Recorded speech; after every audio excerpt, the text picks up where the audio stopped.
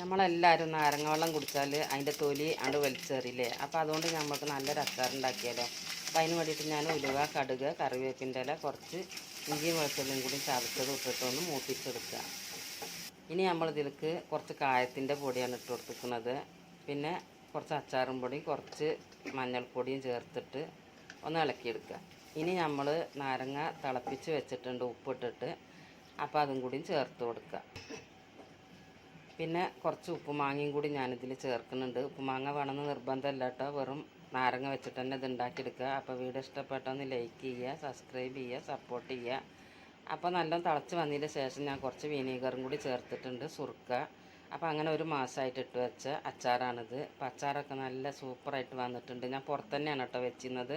ഇനി നമ്മൾക്കിത് ഫ്രിഡ്ജിലേക്ക് വെക്കാം. അപ്പോൾ ഉപ്പ് നോക്കുമ്പോൾ കുറച്ച് ഉപ്പ് കുറവായിരുന്നു. അപ്പോൾ എല്ലാവരും ഒന്ന് ഉണ്ടാക്കി നോക്കുക.